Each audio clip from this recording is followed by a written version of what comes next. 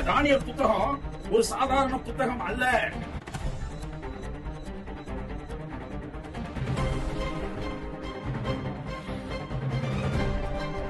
உன்னை கைவிட்ட ஆனாலும் உருக்கமான இலக்குகளால் சேர்த்துக் கொள்வேன் என்பதை நிரூபிக்கக்கூடிய அற்புதமான ஒரு புத்தகம் இது என்று சொன்னா இந்த தானியேல்.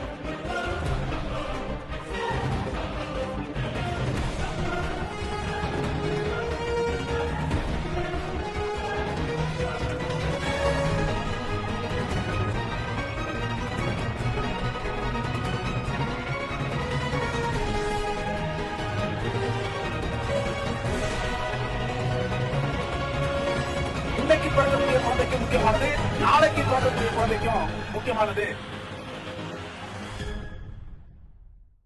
இயேசு கிறிஸ்துவின் ஈடு இணையற்ற நாமத்திற்கு ஸ்தோத்திரம் உண்டாவதாக. உங்கள் அனைவருக்கும் ஓய்வு நாளின் வாழ்த்துதலையும் தெரிவித்துக் கொள்கிறோம்.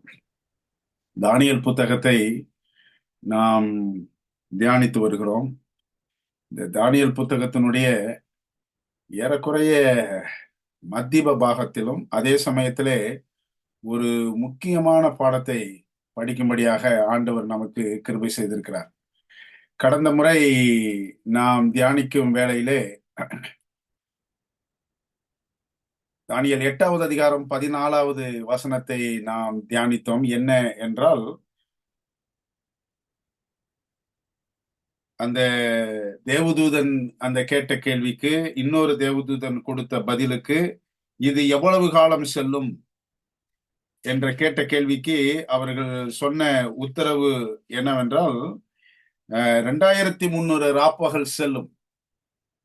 அப்பொழுது பரிசுத்த ஸ்தலம் சுத்திகரிக்கப்படும் என்று 8வது அதிகாரம் 14வது வசனத்திலே அங்கு இது ஏதோ ஒரு வசனம் என்று நாம் நினைக்கிறோம். ஆனால் இந்த வசனம்தான் வேதத்திலேயே அதிக ஒரு பெரிய காலகட்டத்தை கொண்ட ஒரு தீர்க்க தரிசனம்.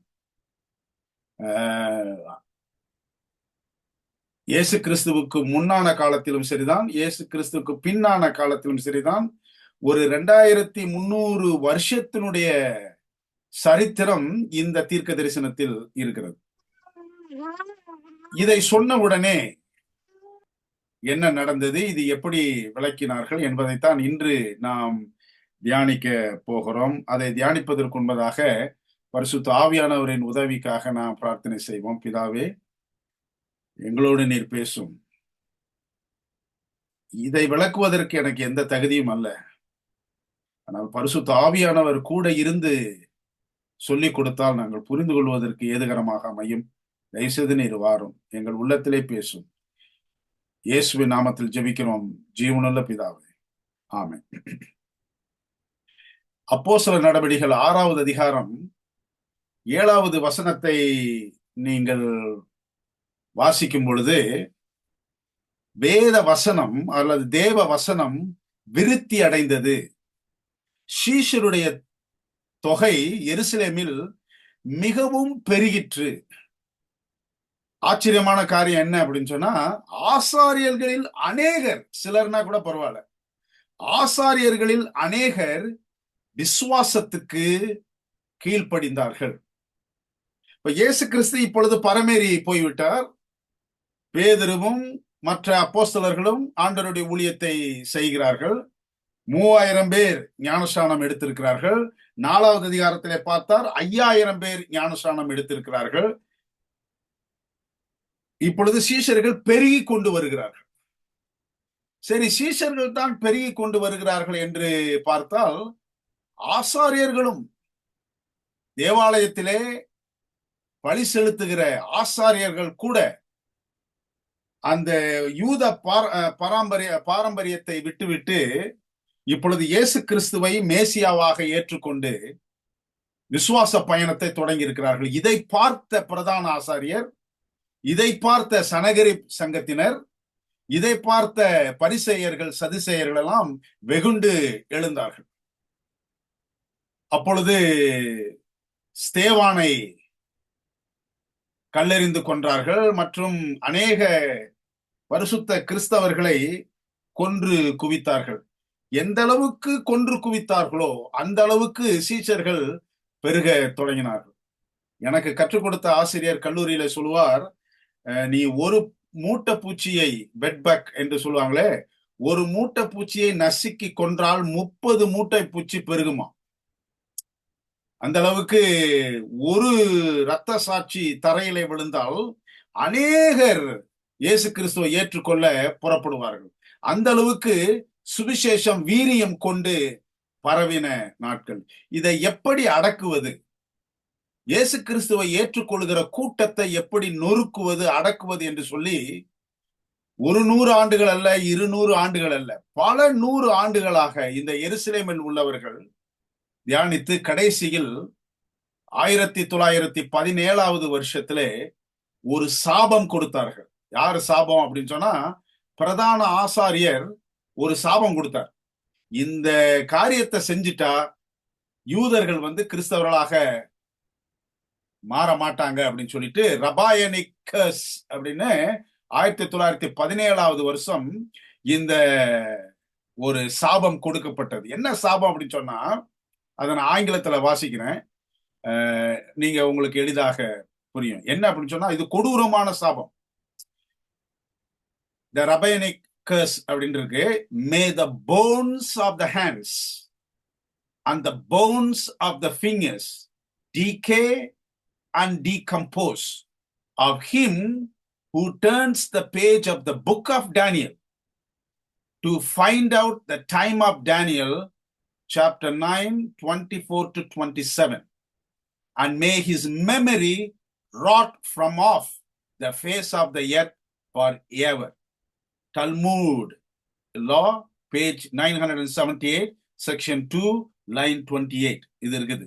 அது குறிப்பா இந்த தானியேல் 8வது அதிகாரம் 14வது வசனம் என்ன சொல்கிறது என்றால், இந்த தானியேலுடைய புத்தகத்தில் ஆண்டவர் வரப்போகும் காலத்தை குறித்து படித்துக் கொள்ளத்தக்கதாக, புரிந்து கொள்ளத்தக்கதாக தானியேல் 9வது அதிகாரம் 24லிருந்து 27 வசனங்களை திருப்புகிற கையும் அந்த கையை சார்ந்த விரலும் அது மரித்து அது அழுகி போகும்.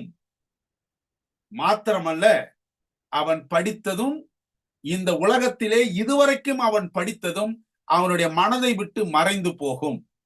இது ஒரு கொடூரமான, யூதர்களுடைய மத்தியிலே ஒரு பயத்தை உண்டு பண்ணும் ஒரு சாபமாக பல வருடங்களாக கருதப்பட்டது. மாத்திரமல்ல, யூதர்கள், எனக்கு ஒரு 2 யூதர் நண்பர்கள் இருக்கிறார்கள்.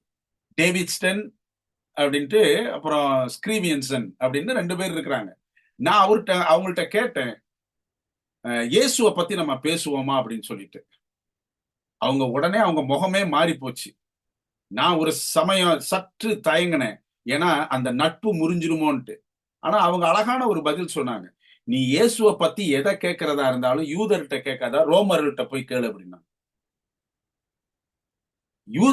இயேசு கிறிஸ்துவனுடைய மரணத்தை பத்தி நீ எதை கேட்டாலும் யூதர்கள்ட்ட கேட்காத, நீ ரோமர்கிட்ட கேளு. இப்ப நான் மறுபடியும் கேட்டேன், இந்த லாரன்ஸ் அப்படின்ற நண்பர்கிட்ட, என் கூட வேலை செஞ்சாரு சில காலம். அவர்கிட்ட கேட்டப்ப அவரு சொன்னாரு, பாஸ்டர்,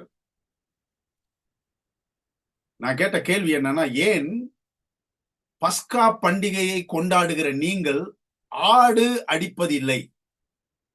பஸ்கா பண்டிகை நியூயார்க்ல கொண்டாடுறாங்க, இங்க லண்டன்ல கோல்டஸ் கிரீன் ஒரு இடம் இருக்குது, ஒரு ஒரு ஒரு ஒரு சினகாக்ல நான் போயிருக்கிற என்னைய கூப்பிட்டு இருக்கிறாங்க.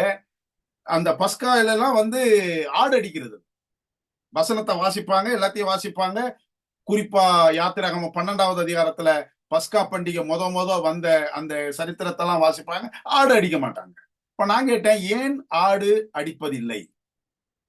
ஏன்னா இயேசு கிறிஸ்துவனுடைய மரணத்தோடு அந்த ஆடு அடிக்கிறது நின்று போய்விட்டது.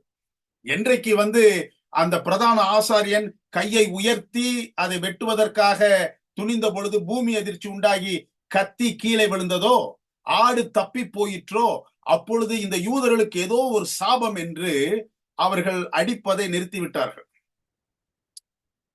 அவர்களுக்கு தெரிகிறதோ இல்லையா, நமக்கு தெரியும்.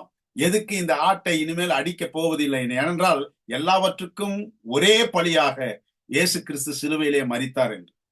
இதை எப்படி நிறுத்துவது என்று முடிவு செய்த இந்த சங்கங்கள், இந்த பரிசேயர்கள், சதுசேயர்கள், பிரதான ஆசிரியர்கள்லாம் 1917 ஆண்டு இந்த சாபத்தை கொடுத்தார்கள். அவர்கள் சாபம் என்றால் பயப்படுவார்கள். காரணம், எலிசாவை குறித்து படித்திருக்கிறார்கள். எலிசா மொட்டத்தலையா ஓடிப்போம், மொட்டத்தலையா ஓடிப்போன்னு சொன்னப்போ அவர் சபித்தார். அப்பொழுது காட்டில் இருக்கக்கூடிய கரடிகள் குழந்தைகளை பட்சித்து போட்டது அப்படின்ட்டு பைபிள்ல அவங்க வாசித்திருக்கிறாங்க. எத்தனையோ சாபங்கள் பழைய ஏற்பாட்டிலே எழுதப்பட்டிருக்கிறது. அது நடந்த கதையெல்லாம் அவர்களுக்கு தெரியும்.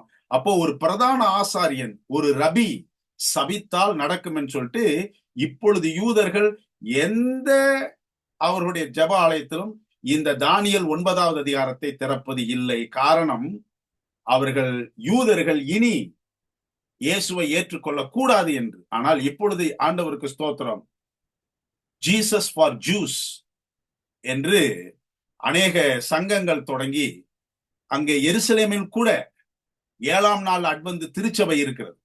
அதுல அநேக பிலிப்பைன்ஸ் நாட்டு சகோதர சகோதரிகள் தான் அங்க நிறைய அங்கத்தினர்களாக இருக்கிறார்கள். எருசலேமிலே 7ஆம் நாள் அட்வென்ட் திருச்சபை இருக்கிறது.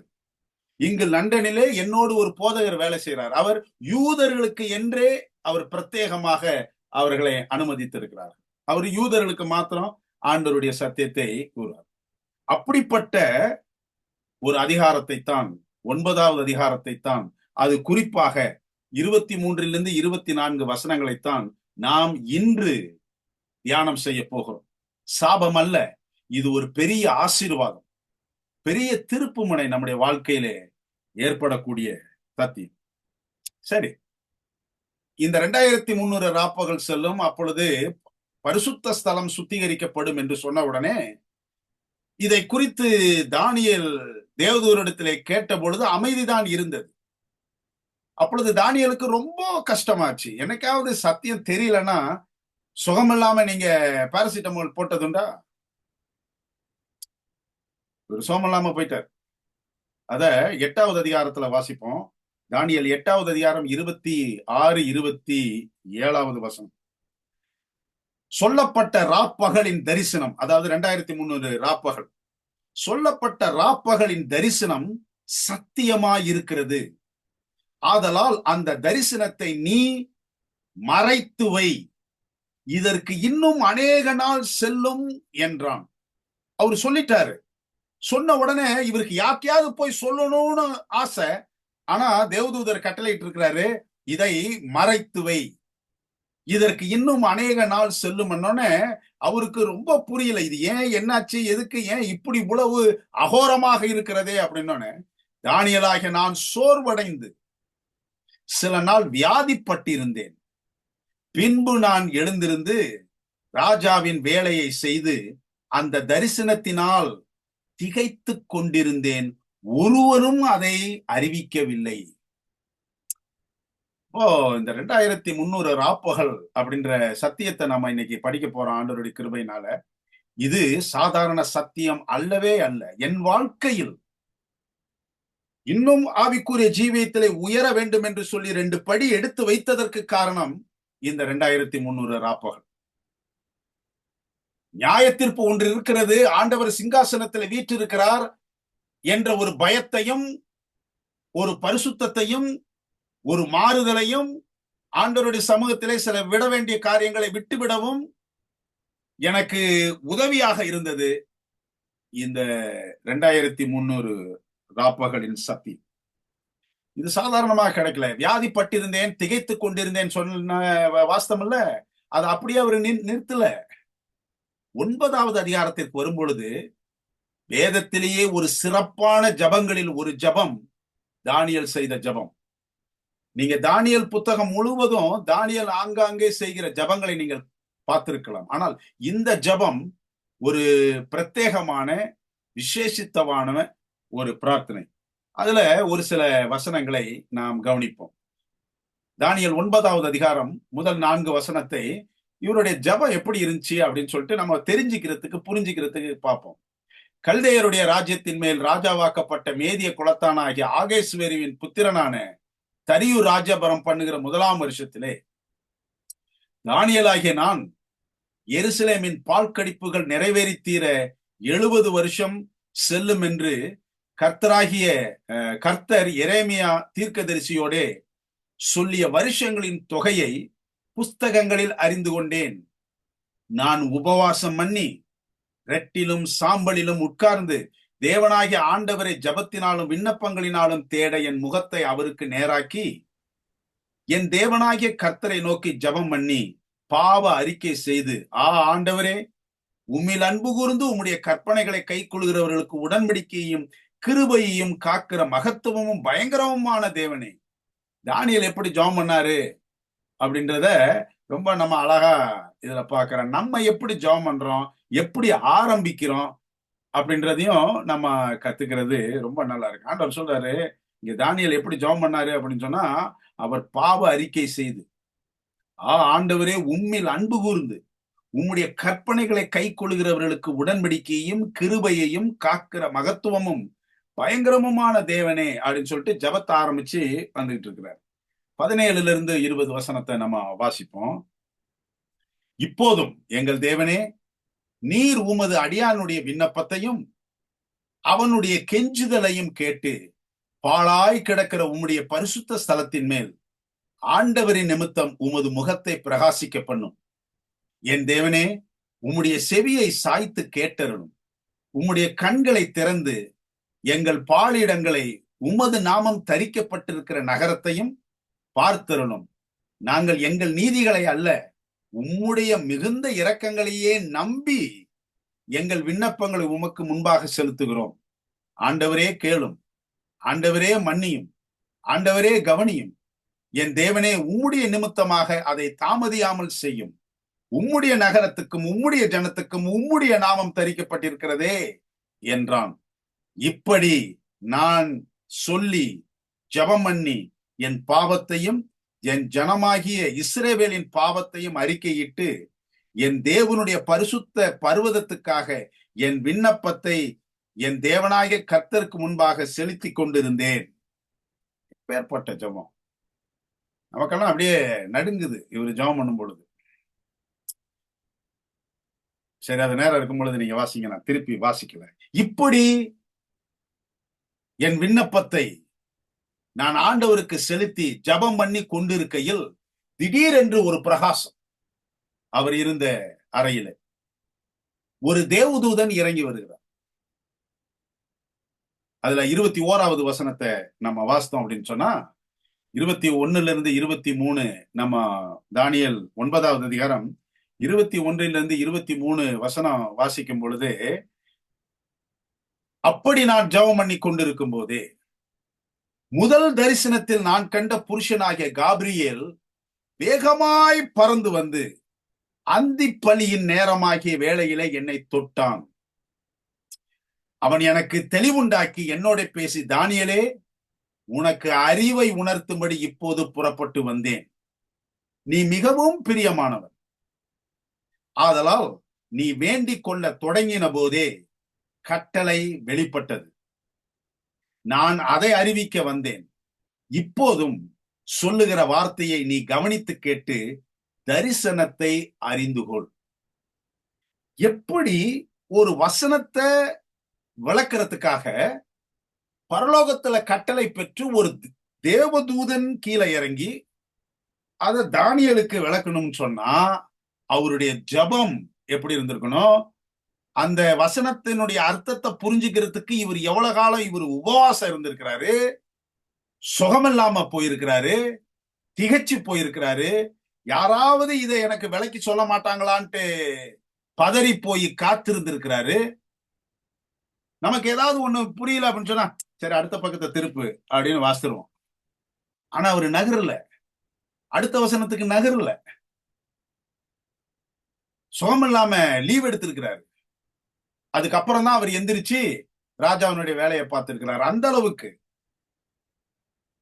24வது வசனத்தை நீங்க பாத்தீங்க அப்படின்னு சொன்னா, தானியேல் 9வது அதிகாரம் 24வது வசனத்தை பார்க்கும் பொழுது, இது 6 காரியத்தை தேவதூதன் சொல்றார். 6 காரியம். நான் மறுபடியும் சொல்றேன் ஒரு குறிப்புக்கு. இந்த 2300 ராப்பகல், இந்த 2300 ராப்பகலை இந்த தேவதூதன் காபிரியல் விளக்கும் பொழுது 2ஆ பிரிச்சு பேசுறார். 70 வருஷம் ஒரு காரியத்துக்காக. அந்த 70 வருஷம் முடியும் பொழுது 1810 வருஷம் இருக்கும். இது இன்னொன்னுக்காக. இத 2ஆக்கி வளர்க்கிறாரு. இந்த இதுக்கு 6 காரணம். இந்த 70 வருஷத்திற்கு 6 காரணம் சொல்றாரு. என்ன காரணம் அப்படின்னு சொன்னா, நீங்க வேணா நான் வாசிக்க உங்க விரலை விட்டு பாத்துக்குங்க. மீறுதலை தவிர்க்கிறதற்கும் 1, பாவங்களை தொலைக்கிறதற்கும் 2, அக்கிரமத்தை நிவர்த்தி பண்ணுகிறதற்கும் 3, நித்திய நீதியை வருவிக்கிறதற்கும் 4, தரிசனத்தையும் தீர்க்க தரிசனத்தையும் முத்திரிக்கிறதற்கும் 5, மகா பரிசுத்தம் உள்ளவரை அபிஷேகம் பண்ணுகிறதற்கும் 6. இதுக்கு உன் ஜனத்தின் மேலும், உன் ஜனம்னா யாருன்னா யூதர்கள், இஸ்ரவேலர்கள் கூட வச்சுக்கலாம், ஆனா குறிப்பா யூதர்கள்.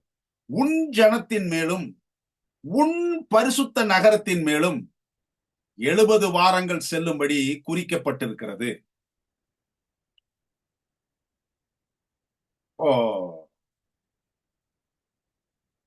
அது என்ன 70 வாரம், என்ன கணக்கு இது அப்படின்றதுக்கு முன்னாடி நான் உங்களுக்கு ஒரு வசனத்தை நான் எடுத்து காட்டணும். தீர்க்க தரிசன புத்தகம் உங்களுக்கு தெரிஞ்சதுதான், இன்னும் நான் புதுசான காரியத்தை சொல்ல. ஆனா இன்னும் இதை பத்தி தெரியாதவங்களுக்கு கொஞ்சம் தெரிஞ்சுங்க.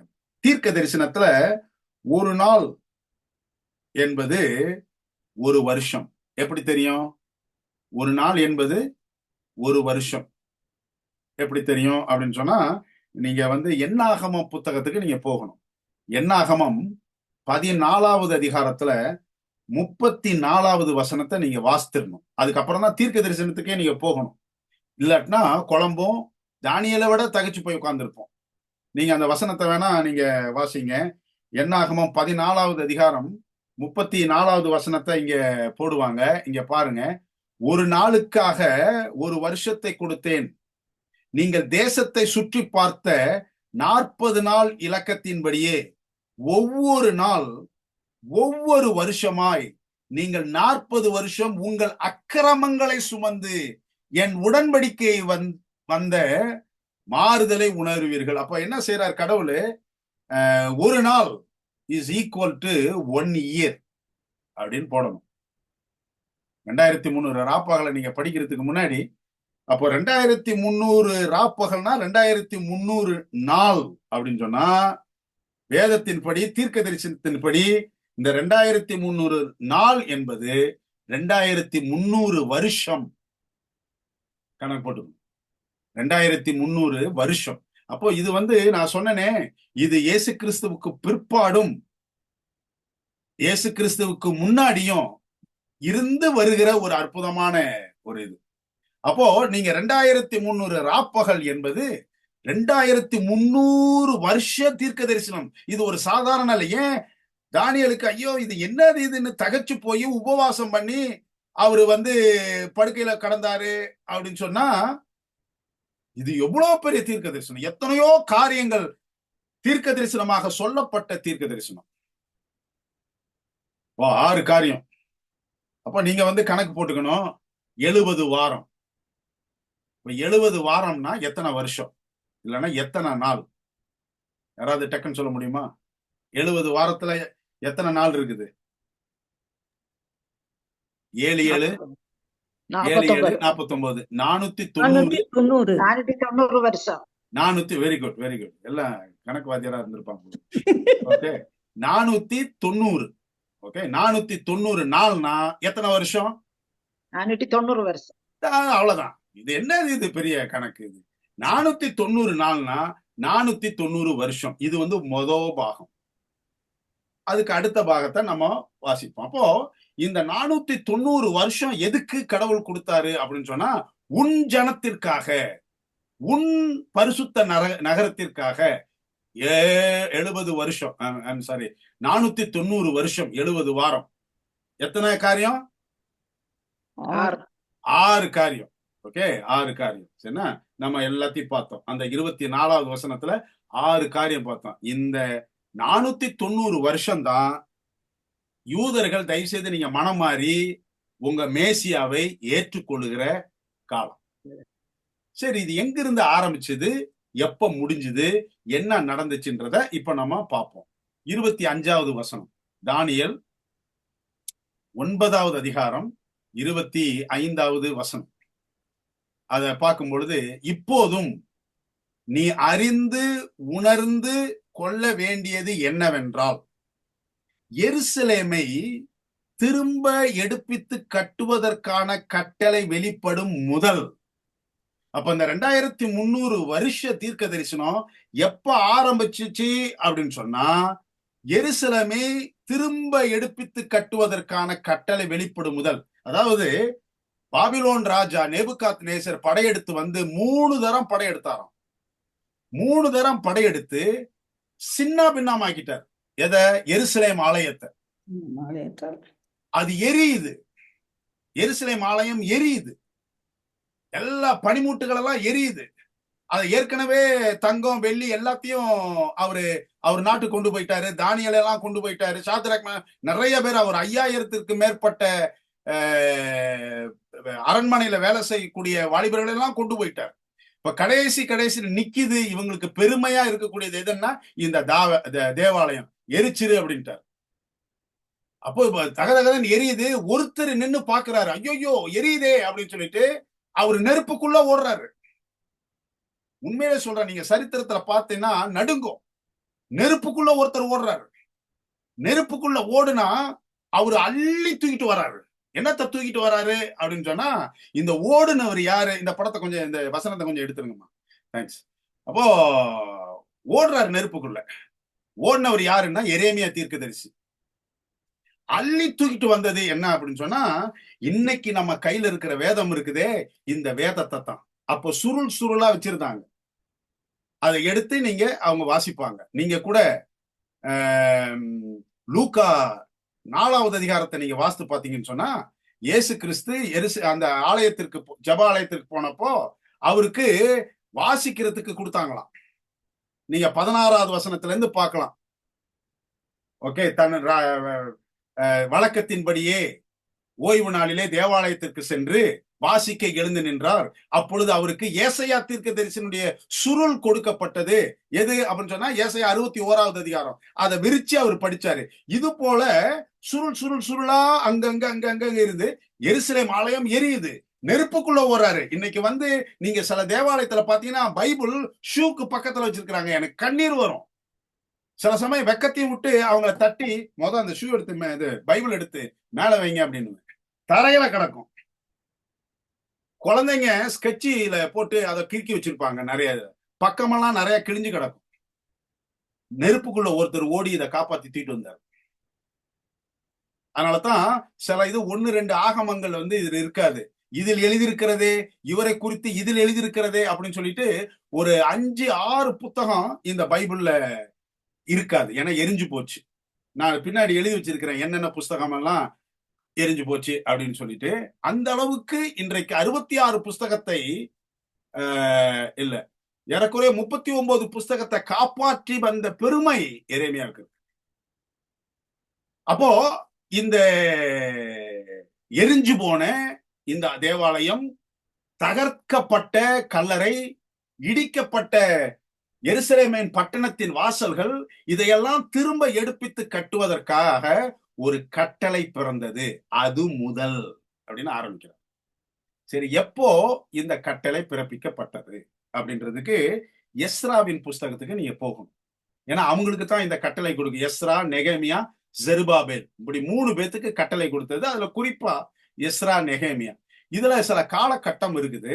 இந்த காலகட்டத்தை எடுத்து நீங்க என்சைக்ளோபீடியாலயோ இல்ல கூகுள்லயோ இல்ல வேற எதுலயாவது நீங்க போய், ஏன் ஆர்டிபிஷியல் இன்டெலிஜென்ஸ் என்னென்னலாம் இருக்குது, அதுல கூட போட்டு பாருங்க.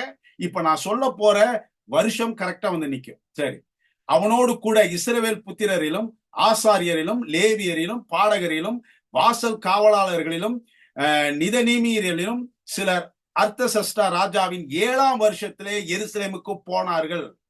கர்த்தருடைய கற்பனைகளின் வார்த்தைகளிலும் அவர் இஸ்ரவேலுக்கு கொடுத்த கட்டளைகளிலும் படித்து தேறின வேதபாரனாகிய எஸ்ரா என்னும் ஆசாரியனுக்கு ராஜாவாகிய அர்த்தசஷ்டா கொடுத்த சன்னதியின் நகலாவது. அதுதான் கட்டளை. கட்டளை வெளிப்படும் முதல் அப்படின்ட்டு. அப்போ இது எந்த வருஷம்? அப்ப நீங்க அடுத்த வசனத்தை கூட பார்க்கலாம். ராஜாதி ராஜாவாகிய அர்த்தசஷ்டா பரலோகத்தின் தேவனுடைய நியாயப்பிரமாணத்தை போதிக்கிற உத்தம வேத பாரகனாகிய எஸ்ரா என்னும் ஆசாரியனுக்கு பூரண சமாதானம் உண்டாக வாழ்த்தி எழுதுகிறதாவது என்னவென்றால், நீங்க அது பின்னாடி வாசிக்கலாம். அதுதான் எருசலேமை திரும்ப எடுப்பித்து கட்டுவதற்கான கட்டளை நிறைந்த கடிதம். இது எப்போ நடந்துச்சு அப்படின்னு சொன்னா, அந்த ராஜாவினுடைய 7ஆம் வருஷத்திலே. அது என்ன வருஷம்ட்டு நீங்க எங்க வேணாலும் நீங்க போய் செக் பண்ணிக்கங்க. கரெக்டா வந்து சேரும். என்ன வந்து சேரும்னா 457 பிசி. அந்த சார்ட் கூட நீங்க பார்க்கலாம். அவங்க அடிக்கடி இந்த 2300 ராப்பகலுடைய படத்தை காட்டுவாங்க. எப்போ ஆரம்பிக்கலான்ட்டு நீங்க ஒரு கோடு போட ஆரம்பிச்சீங்க அப்படின்னு சொன்னா, எப்போ கோடு போடலாம்னு சொன்னா நீங்க அதுல பார்க்கலாம் 457 பிசி. அப்போ 70 வார தீர்க்க தரிசனம் அல்லது 490 வருஷம். அதுல வந்து அவர் சொல்றாரு, எருசலேமை திரும்ப எடுப்பித்து கட்டுவதற்கான கட்டளை பிறந்தது முதல். அப்ப எப்ப பிறந்துச்சுன்னா 457 BC. Decree to rebuild Jerusalem. அது வந்து எஸ்ரா 7வது அதிகாரம் 1 - 27 வாஸ்து பாத்தீங்கன்னா அத்தனை சரித்திரமும் அதுல இருக்கும். சரி, இப்ப மறுபடியும் 25வது வசனத்துக்கு மீதமான வார்த்தைகளை நம்ம வாசிப்போம். அப்போ எருசலேமை திரும்ப எடுப்பித்து கட்டுவதற்கான கட்டளை வெளிப்படும் முதல். அதுல இருந்து பிரபுவாகிய மேசியா வருமட்டும். யாரு? பிரபுவாகிய மேசியா வருமட்டும் இயேசு கிறிஸ்து. பிரபுவாகிய மேசி, இது 2வது வருகை இல்ல, முதல் வருகை. பிரபுவாகிய மேசியா வருமட்டும் 7 வாரமும் 62 வாரமும் செல்லும். கணக்கு வாத்தியாரெல்லாம் கொஞ்சம் சொல்லுங்களேன். 7 வாரமும் 62 வாரம்னா மொத்தம் எத்தனை வாரம்? 7 கூட்டல் 62 எவ்வளவு? 69. ஆ? 69. 69. மொத்தம் 70 வாரம். இப்ப 7 வாரமும் 62 வாரம்னா 69 வாரம். அப்ப 69 வாரம்னா எத்தனை வருஷம்? அதுல போட்டீங்கன்னா 483 வருஷம் அப்படி வரும். புரியுதுங்களா? நீங்க அந்த படத்தை கொஞ்சம் தயவு செய்து மறுபடியும் காட்டுங்க. யாரும் கணக்குல கொஞ்சம் குழப்பம் வேணாம். வசனத்தை வேணா நல்லா வாசித்துங்க, கணக்குல குழப்பிட வேணாம். இங்க பாத்தீங்கன்னா 483 வருஷம். 62 வாரமும் 7 வாரமும் சேர்ந்துச்சு அப்படின்னு சொன்னா 69 வாரம். 69 வாரம்னா எத்தனை வருஷம்?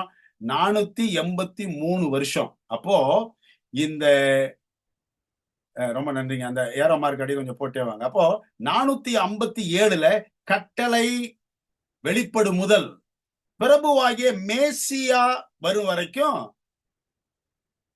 7 வாரமும் 62 வாரமும் சொல்லும். அதாவது இயேசு கிறிஸ்து ஞானஸ்நானம் எடுக்கிறார். மேசியா பெத்லகேம்ல பிறந்தவொடனே மேசியான்னு கிடையாது. மேசியா எப்பொழுது அறிமுகப்படுத்தப்படுகிறார் என்றால், எப்பொழுது அவர் ஞானஸ்நானம் எடுக்க வரும் பொழுது, நீங்க வந்து யோவான் வேணா லூக்கா, சரி வேணாம் நேரம் இல்ல, யோவான் 1வது அதிகாரம் 29, 30வது வசனத்தை நீங்க வாசிக்கும் பொழுது, மறுநாளிலே இங்கதான் மேசியாவாக அறிமுகப்படுத்தப்படுகிறார் யோவான் ஸ்நானனால. மறுநாளிலே யோவான் இயேசுவை தன்னிடத்தில் வர கண்டு, இதோ உலகத்தின் பாவத்தை சுமந்து தீர்க்கிற தேவ ஆட்டுக்குட்டி. இதுக்கு ஒரே வார்த்தை என்னன்னா மேசியா. எனக்கு பின் ஒருவர் வருகிறார், அவர் எனக்கு முன்னிருந்தபடியால் என்னிலும் மேன்மையுள்ளவர் என்று நான் சொன்னேனே, அவர் இவர்தான். அப்போ இயேசு வருவதற்கு முன்னோடியாக இருந்தவர் யாருன்னா யோவான் ஸ்நானன். ஆங்கிலத்துல ஃபோர் ரன்னர் அப்படின்னுவாங்க. இயேசு கிறிஸ்து வரத்துக்கு முன்னாடி பாதையை செவ்வையாக்கும் வனாந்தரத்திலே ஒரு சப்தம் உண்டாச்சு அப்படின்னு சொல்லிட்டு மல்கியால நம்ம வாசிக்கிறோம். ஓகே, அவர் யாரு அப்படின்னு சொன்னா ஜான் த பேப்டிஸ்ட். அவரு வந்து இவர்தான் மேசியா அப்படின்ட்டு சொல்லி இருக்கிறாரு. யாரும் பார்த்ததில்ல கேட்டதில்ல. வருவாருன்னா உடனே இவர் ஞாபகப்படுத்துறாரு. எனக்கு பின் ஒருவர் வருவார்னு சொன்னனே, அவர் எனக்கு முன்னிருந்தபடியால் என்னிலும் மேன்மையுள்ளவர் என்று நான் சொன்னேனே, அவர் இவர்தான். யார் இவரு? இயேசுவை தன்னிடத்தில் வரக்கண்டு, இதோ உலகத்தின் பாவத்தை சுமந்து தீர்க்கிற தேவ ஆட்டுக்குட்டி அப்படின்னாரு.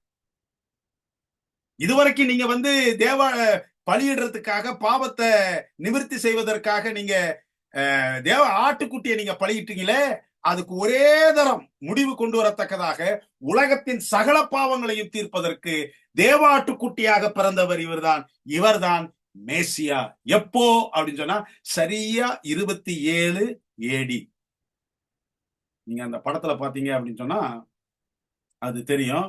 457 இருந்து சரியா 27வது வருஷத்துல பாத்தீங்கன்னு சொன்னா இது ரெண்டையும் சேர்த்து நீங்க கூட்டி எல்லாம் பாத்தீங்கன்னா கரெக்டா 483 வருஷம் நிக்கும்.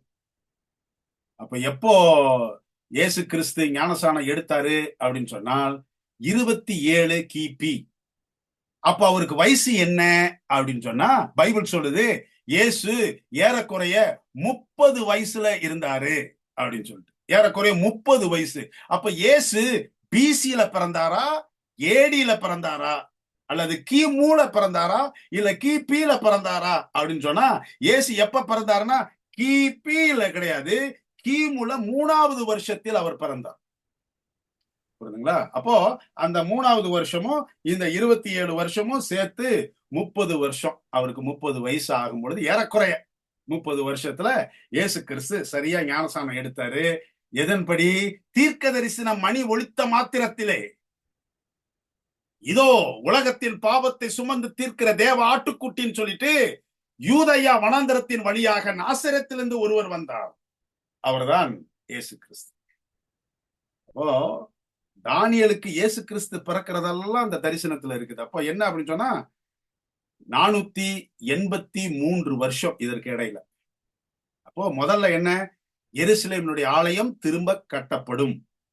அதுல இருந்து 483 வருஷத்துல சரியா மேசியா, பிரபுவாகிய மேசியா பிறப்பார். அந்த 25வது வசனத்தை கொஞ்சம் தயவு செய்து மறுபடியும் கொண்டாங்க. அப்போ அந்த வசனத்தை வாசிக்கும் பொழுது எருசலேமை திரும்ப எடுப்பித்து கட்டுவதற்கான கட்டளை வெளிப்படும் முதல், நீங்க பைபிள்ல பக்கத்துல எழுதிக்கிட்டாலும் சரிதான், நோட்ல எழுதிட்டாலும் சரிதான், அது எப்போன்னா 457 பிசி. எங்க போட்டிருக்குன்னா எஸ்ரா 7:7 1-27 கூட நீங்க எழுதி வச்சுக்கலாம். அப்போ எது வரைக்கும் அப்படின்னு சொன்னா பிரபுவாகிய மேசியா வரும் மட்டும். யாரு? காபிரியல் தூதன் விளக்குறாரு தானியேலுக்கு. எப்போ? இதுல இருந்து இது வரைக்கும் எத்தனை வாரம்? 69 வாரம். உன் ஜனத்துக்காக 70 வாரம் கொடுத்தல, அதுல 69 வாரம் முடிஞ்சு போச்சு. எதோட முடிஞ்சு போச்சு? 27 இயேசு கிறிஸ்து ஞானஸ்நானம் எடுத்ததோட இந்த 6 காரியம் முடிஞ்சிருச்சு. அவர் ஞானஸ்நானம் எடுத்துட்டாரு அப்படின்னு சொன்னா நீ இந்த 6 காரியத்தை நீ தயவு செய்து இது பண்ணிடணும். 70 வருஷம். இன்னும் ஒரு வருஷம் இருக்குதே. அந்த 25வது வசனத்தை நம்ம மறுபடியும் வாசிக்கும் பொழுது அதுல ஒரு வருஷம் இருக்குது. அதாவது ஒரு வாரம் இருக்குது. இல்லாட்டினா 7 நாள், இல்லைன்னா 7 வருஷம் இருக்குது. சரிங்களா? அதுல போட்டிருக்குது. என்ன போட்டிருக்குதுன்னு சொன்னா மேசியா வரும் மட்டும் 7 வாரமும் 62 வாரமும் செல்லும். அவைகளில் வீதிகளும் அலங்கங்களும் மறுபடியும் கட்டப்படும். ஆனாலும் இடுக்கமான காலங்களில் இப்படியாகும் அப்படின்னு சொல்லிட்டு 26வது வசனத்தை பாருங்க. 26வது வசனத்தை பார்க்கும் பொழுது அந்த 62 வாரங்களுக்கு பின்பு, அதாவது 483 வருஷத்திற்கு பின்பு, அதாவது 69 வாரத்திற்கு பின்பு, அந்த 62 வாரங்களுக்கு பின்பு, 7 வாரமோ 62 வாரமோ பின்பு மேசியா சங்கரிக்கப்படுவார். அதுக்கு பின்னாடி மேசியா வந்தாருன்னு போட்டிருக்கு. இப்போ மேசியா சங்கரிக்கப்படுவார். ஆனாலும் தமக்காக அல்ல, நகரத்தையும் பரிசுத்த ஸ்தலத்தையும் வரப்போகிற பிரபுவின் ஜனங்கள் அழித்து போடுவார்கள். அதன் முடிவு ஜலப்பிரவாகம் போல இருக்கும். முடிவு பரியந்தமும் யுத்தமும் நாசமும் உண்டாக நியமிக்கப்பட்டது. 27வது வசனம். 27வது வசனத்தை வாசிக்கும் பொழுது எப்போ அது வரும் அப்படின்னு சொன்னா, அவர் ஒரு வாரம் அளவும் அநேகருக்கு உடன்படிக்கையை உறுதிப்படுத்தி அந்த வாரம் பாதி சென்ற போது, அப்போ ஒரு வாரத்துல பாதி என்ன அப்படின்னு சொன்னா 3.5 வருஷம். இயேசு கிறிஸ்து எவ்வளவு காலம் இந்த பூமியில ஊழியம் செஞ்சாரு அப்படின்னு சொன்னா 3.5 வருஷம். ஓகே, இதுல கொஞ்சம் கொஞ்சம் நான் வருஷமா சொல்லிட்டு இருக்கிறேன், இடையில கொஞ்சம் மாசமெல்லாம் வரும். அப்போ சரியா அந்த வாரம் முடியும் பொழுது எப்ப முடியும் அப்படின்னு சொன்னா, இந்த மேசியா சங்கரிக்கப்படுவார்.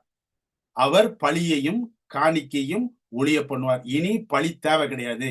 இனி நீங்க கொண்டு வர அரிப்பின் காணிக்கை, இந்த காணிக்கை அதெல்லாம் தேவையில்லை அப்படின்னு சொல்லிட்டு பலியையும் காணிக்கையும் ஒழிய பண்ணுவார். எப்போ நடந்துச்சு? இப்ப இந்த படத்துக்கு வாங்க. அந்த பாதி வாரம் 3.5 வருஷம் அது முடியும் பொழுது என்ன நடக்கும் அப்படின்னு சொன்னா, இதுல கொஞ்சம் அப்படி சின்னதா இருக்குது. அந்த பெரிய படத்தை கொஞ்சம் தயவு செய்து கொண்டாங்களேன். அதுல போட்டிருக்கு பாருங்களேன். அப்போ 3.5 வருஷம் நீங்க பாத்தீங்கன்னா, அந்த 7 வருஷம் ஒரு வாரம், அதுல பாதி 3.5 வருஷம். இதுல சில மாதங்கள்லாம் இடையில அப்படி இருக்குது. இது எல்லாத்தையும் சேர்த்தீங்கன்னா 31 AD கரெக்டா தீர்க்க தரிசனம் சொல்றது அப்படியே நிறைவேறத்தக்கதாக 31வது வருஷம் கிபில இயேசு கிறிஸ்து சங்கரிக்கப்பட்டார். இதனாலதான் 1917வது வருஷத்துல இவங்க சொல்லியிருக்கிறாங்க, யாராவது 9வது அதிகாரம் தானியேலை திருப்புனீங்க, அவங்க கையும் கையை சார்ந்த விரலும் அழுகி போகும். ஏன் அப்படின்னு சொன்னா, யூதர்கள் என்ன பெரிய யூதர்கள் இல்லை, பாதி கூட இந்த கணக்கை மாத்திரம் சரியாக புரிந்து கொண்டால் இயேசுதான் உண்மையான தெய்வம் என்றும், அவர் எழுதி கொடுத்த புத்தகமாகிய இந்த வேதம் பரிசுத்த புத்தகம் என்றும் கண்ணை மூடிக்கிட்டு ஏத்துக்குவாங்க. சாதாரண கிடையாது. ஏன் தானியேல் அவ்வளவு நோய்வாய்ப்பட்டிருந்தாருன்னா அவ்வளவு விஷயம் இந்த இதுல இருக்குது. ஏன் அப்படின்னா, ஒரு காலம் வரும் யூதர்கள் எல்லாரும் இயேசு கிறிஸ்துவை ஏற்றுக்கொள்வார்கள். அதனாலதான் பவுல் சொல்றாரு, ஆண்டவருக்கு இஸ்ரவேலர்கள் ரட்சிக்கப்படுவதே அவருக்கு ரொம்ப பிரியம். ஏன்னா 490 வருஷம் அவங்களுக்காக கொடுத்தார். அப்போ மறுபடியும் உங்களுக்கு நான் சொல்றேன், நேரம் ஆயிட்டு இருக்கு, திரும்பி சொல்றேன். என்ன அப்படின்னு சொன்னா, 2300 ராப்பகல். அதுல யூதர்களுக்காக 490 வருஷம். அது எப்படி ஆரம்பிக்குதுன்னா, அர்த்தசாஸ்டா அல்லது ராஜா கட்டளை கொடுத்ததுல இருந்து மேசியா வரது வரைக்கும் 483 வருஷம். அதாவது 69 வாரம். அதுல இன்னும் ஒரு வாரம் இருக்குது. அந்த ஒரு வாரத்துல பாதி சென்ற பொழுது இயேசு கிறிஸ்து சங்கரிக்கப்படுவார். காணிக்கைகள் எல்லாத்தையும் ஒழிய பண்ணுவார். அது எப்போன்னா கரெக்டா 31 AD. புரியுதுங்களா? அப்ப அந்த 31 ADக்கு பிற்பாடு என்ன நடந்துச்சு? இன்னும் ஒரு 3.5 வருஷம் இருக்குது.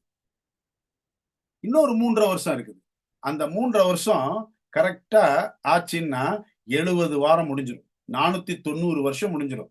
அப்ப இந்த 3.5 வருஷத்துக்கு அப்புறம் என்ன நடந்துச்சு இந்த 34 ADலன்னா 3 காரியம் நடந்துச்சா. தயவுசெய்து நல்லா புரிஞ்சுக்கங்க. 3 காரியம் நடந்துச்சு. எழுதணும்னா நீங்க எழுதிக்கிங்க. இந்த 490 வருஷம் யூதர்களுக்காக கொடுக்கப்பட்டது. மனம் மாறினார்களா? இல்லை. யோவானுக்கு எழுதின சுவிசேஷம் 1வது அதிகாரம் 10வது வசனம் சொல்லுது, அவர் இவர்களுக்காக வந்தார், இவர்களோ அவரை ஏற்றுக்கொள்ளவில்லை. 6 காரியம் தானியேலுக்கு ஆண்டவர் சொன்னாரு. தானியேல் அதை சொன்னாரு அவங்களுக்கெல்லாம். ஆனா ஒருத்தர் கூட இயேசுதான் மேசியா என்று ஏற்றுக்கொள்ளவில்லை. அப்ப 3 காரியம் நடந்துச்சு. இன்னும் 3.5 வருஷம். 3.5 வருஷத்தை ஆண்டவர் சேர்த்து கொடுத்தார். ஏன் தெரியுமா ஆண்டவர் இன்னும் ஒரு 3.5 வருஷத்தை கொடுத்தாரு? இயேசு சிலுவையில ஒரு கோரிக்கை கேட்டாராம் பிதாட்ட. பிதாவே, இவர்களை மன்னியும், தாங்கள் செய்வது இன்னதென்று அறியாது இருக்கிறார்கள். அப்படியாப்பா? அப்படியா? இவங்க செய்யறது தெரியாதா? இன்னொரு 3.5 வருஷத்தை கொடுக்கிறேன். 3.5 வருஷத்தை கொடுத்தார் பிதா. 3.5 வருஷத்துல எப்படியாவது மாறிடுவாங்க. இயேசு கிறிஸ்துனுடைய மரணத்தை பார்த்தாவது மாறிடுவாங்க அப்படின்னாங்க.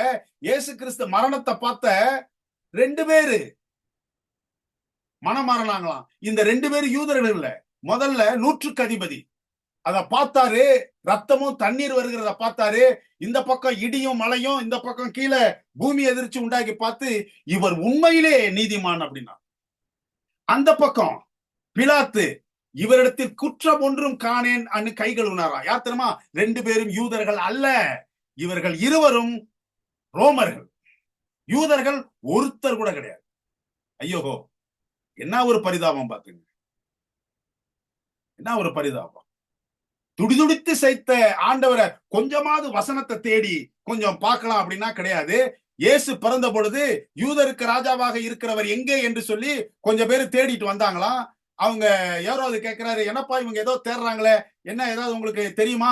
தெரியுமே. என்ன தெரியும்? மீகா 5:2 எழுதிருக்குது, எப்ராத்தா எனப்பட்ட பெத்லகேமிலே நீ 1000க்குள் சிறியதா இருந்தாலும் உன்னிடத்திலிருந்து புறப்படுகிறவர் அப்படின்னு போட்டிருக்குது. ஏன் அப்பயே சொல்லியிருக்க வேண்டியதானே? தெரியும், காட்டிக்கல. காரணம் பெருமை. ஆங்கிலத்துல ஈகோ அப்படின்றோம்ல. சத்தியம் நமக்கு நல்லா தெரியுது, ஏத்துக்கிறதுக்கு கொஞ்சம் மனசு கஷ்டமா இருக்குது. ஏன் அப்படின்னு சொன்னா பாரம்பரியம். மிக 5:2 எழுதிருக்குன்னு தெரியுதும், தானியல் 9 எழுதிருக்குன்னு தெரியும், ஆனா ஏத்துக்க முடியல. அனாதே விட்டாங்க இயேசு கிறிஸ்துவ சிலுவையில.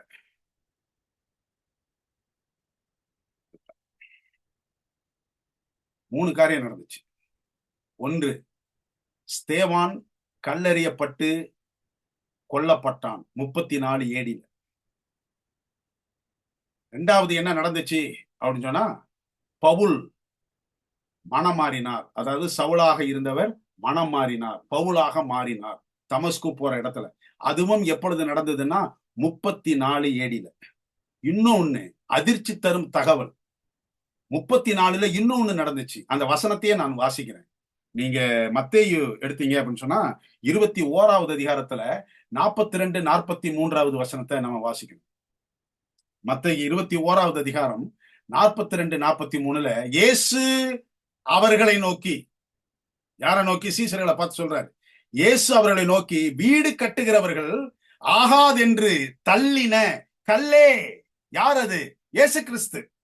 அவர் தன்னை சொல்றாரு.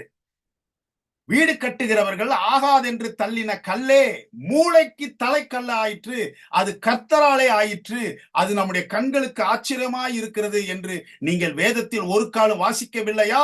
ஆகையால் தேவனுடைய ராஜ்யம் உங்களிடத்திலிருந்து நீக்கப்பட்டது. எப்போ? 34ல. ஆண்டவர் சுவிசேஷத்தை யூதர்களிடத்திலிருந்து எடுத்து புறஜாதிகளுக்கு கொடுத்தார். பவுல் புறஜாதிகளுக்கு பிரசங்கம் பண்ண தொடங்கினார். பேதுரு ஆச்சரியப்பட்டு சொல்றாரு, புறஜாதிகளும் பரிசுத்த ஆவியானவரை பெற தொடங்கி விட்டார்களே அப்படின்ட்டு. கொர்நேலிய மனம் திரும்பின பொழுது ஒரு பெரிய துப்பட்டிய பார்த்தாரு. எல்லா அசுத்தமான மிருகம். இது அசுத்தமான மிருகம் அல்லப்பா, என் பிள்ளைங்களை குறிச்சு நான் நிழலாய் உனக்கு நான் சொல்றேன். இனி புறஜாதிகள் புறப்படுவார்கள். காரணம், இந்த கரடு முரடான மக்களிடத்திலே பரிசுத்த ரட்சிப்பு இருந்தது, அவர்கள் அதை போட்டு மிதிச்சாங்க. இப்பொழுது நான் சொல்றேன், ஆகையால் தேவனுடைய ராஜ்யம் உங்களிடத்திலிருந்து நீக்கப்பட்டு அதற்கேற்ற கனிகளை தருகிற ஜனங்களுக்கு கொடுக்கப்படும். கொடுக்கப்பட்டுச்சா? ஆமா. எப்போ? 34 AD. அதோட யூதர்களுக்கு முற்றுப்புள்ளி வச்சார். நம்ம அப்போ 25வது வசனத்துல 24வது வசனத்துல படிக்கிறோம், உன் ஜனத்தின் புத்திரருக்காக, உன் பரிசுத்த நகரத்திற்காக 70 வாரம். இந்த 70 வாரத்துக்குள்ள நீங்க மனம் திரும்பிட்டீங்க, வாய்ப்பு ஜாஸ்தி. இல்ல அப்படின்னு சொன்னா, உங்களுக்கு கொடுக்கப்பட்ட இந்த ரட்சிப்பு, உங்களுக்கு கொடுக்கப்பட்ட இந்த சுவிசேஷம், உங்களுக்கு கொடுக்கப்பட்ட இந்த தீர்க்க தரிசனம், உங்களுக்கு கொடுக்கப்பட்ட இந்த மேசியா புறஜாதிகளுடைய கைக்கு போகும். அதற்கேற்ற கனிகளை கொடுக்கிற ஜனங்களுக்கு போச்சா? ஆமா, போச்சு. அப்போ இது ஒரு பகுதி. இது ஒரு பகுதி. இன்னொரு பகுதி என்ன அப்படின்னு சொன்னா, இந்த 2300 இருந்து நீங்க அந்த படத்துல பாத்தீங்கன்னு சொன்னா, இந்த 2300 இருந்து 490 கழிச்சிங்கன்னா, வேணாம், ரொம்ப தூங்க போற நேரத்துல ரொம்ப கணக்கு கசையக்கூடாது. ஏன்னா 490 கழிச்சிங்க அப்படின்னு சொன்னா எவ்வளவு வரும் அப்படின்னா 1810. 1810. அப்போ இந்த ஒரு பாகம் எவ்வளவு அப்படின்னு சொன்னா 490 வருஷம். அதை இந்த 2300 கழிச்சா எவ்வளவு வருது அப்படின்னு சொன்னா 1310. அப்படின்னு சொன்னா இந்த 2300 ராப்பகலின் தரிசனம் எப்ப முடியுது அப்படின்னு சொன்னா இந்த 34 இருந்து 34ஓட 1810 கூட்டணும். கூட்டுனா எவ்வளவு வரும்னா சரியா 1844 வந்து நிக்கும். சரியா 1810 வருஷம் எப்ப ஆரம்பிக்குது அப்படின்னு சொன்னா அதோட 34 அப்படியே கூட்டினா 34 இருந்து இந்த 1844 பாத்தீங்கன்னா அது வரும். இந்த 2300 ராப்பகல் எப்ப முடியுது அப்படின்னு சொன்னா 457 ஆரம்பிச்சது 1844 முடியும். என்ன? பரிசுத்த ஸ்தலம் சுத்திகரிக்கப்படும். இன்னும் நல்லா கவனிச்சுக்கங்க, ஆரம்பமும் முடிவும் ஒரே ஒரு காரணம். என்ன காரணம்னா 457 என்னத்தமா நடந்துச்சு? பரிசுத்த ஸ்தலத்தை மறுபடியும் திரும்ப எடுப்பித்து கட்டுவதற்கான கட்டளை. எல்லாம் இடிஞ்சு போய் கிடக்குது, இத மறுபடியும் எடுத்து கட்டணும். இதுதான் ஆரம்பம். முடிவு என்ன தெரியுமா? 1844 அதே தான். என்ன அப்படின்னு சொன்னா பரிசுத்த ஸ்தலம் சுத்திகரிக்கப்படும். ரெண்டும் ஆலயத்தை பத்தி தான். ஒண்ணு பூலோக ஆலயம், இன்னொன்னு பரலோக ஆலயம். ஏன்னா 1844 பரிசுத்த ஸ்தலம் இல்ல, இடிக்கப்பட்டு போயிடுச்சு. அப்ப இது எதை குறிக்குது அப்படின்னு சொன்னா பூலோக ஆலயத்தை அல்ல, பூலோக பரிசுத்த ஸ்தலத்தை அல்ல, பரலோக பரிசுத்த ஸ்தலம். 457 பூலோகத்துல நேபுகாத்நேச்சர் இடிச்சு போட்ட கட்டடத்தை எஸ்ரா, நெகமியா, ஜெருபாபேல் 3 பேரு எடுப்பித்து கட்டினாங்க. ஆனால் 1844 மகா பரிசுத்த ஸ்தலமாகிய பரலோகத்துல யாரு அதை மறுபடியும் சுத்திகரிக்கிறாருன்னு சொன்னா கர்த்தராகிய இயேசு கிறிஸ்து. அப்படின்னா என்ன?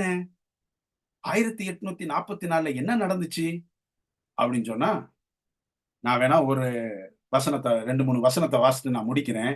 அப்போஸ்தலர் நடபடிகள் 17வது அதிகாரம் 31வது வசனம். மேலும் ஒரு நாளை குறித்திருக்கிறார்,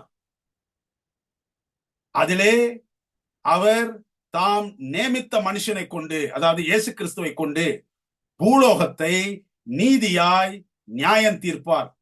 அந்த மனுஷனை மரித்தோரிலிருந்து எழுப்பினதினாலே அது நிச்சயத்தை எல்லாருக்கும் விளங்க பண்ணினார் என்றான். மேலும் ஒரு நாளை குறித்திருக்கிறார். எதுக்கு? நியாய தீர்ப்பை கொடுப்பதற்கு. அது எந்த நாள் அப்படின்னு சொன்னா 1844. பரிசுத்த ஸ்தலம் சுத்திகரிக்கப்படுவதற்கு இன்னொரு பெயர் என்ன அப்படின்னு சொன்னா நியாய தீர்ப்பு. நியாய தீர்ப்பு. அப்போ நியாய தீர்ப்பு எப்பொழுது ஆரம்பித்திருக்கிறது அப்படின்னு சொன்னா 1844. இன்னொரு வசனத்தை வாசிக்கிறோம் பாருங்க. யாத்திரையாகமம் 32வது அதிகாரத்துல ஒரு அற்புதமான சத்தியம் இருக்கு. அப்பொழுது கர்த்தர் மோசேயை நோக்கி, எனக்கு விரோதமாய் பாவம் செய்தவன் எவனோ அவன் பேரை என் புஸ்தகத்திலிருந்து கிறுக்கி போடுவேன்.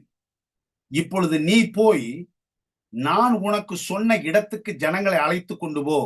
என் தூதனானவர் உனக்கு முன் செல்வார். ஆகிலும் நான் விசாரிக்கும் நாளிலே, அந்த வார்த்தை நல்லா கவனிச்சீங்க, நான் விசாரிக்கும் நாளிலே. இதே வார்த்தை தான் அப்போஸ்தலர் 17:31 இருக்குது. நான் விசாரிக்கும் நாளிலே, நியாய தீர்ப்பின் நாளிலே அவர்களுடைய பாவத்தை அவர்களிடத்தில் விசாரிப்பேன் என்றார். எப்போ அப்படின்னு சொன்னா 1844.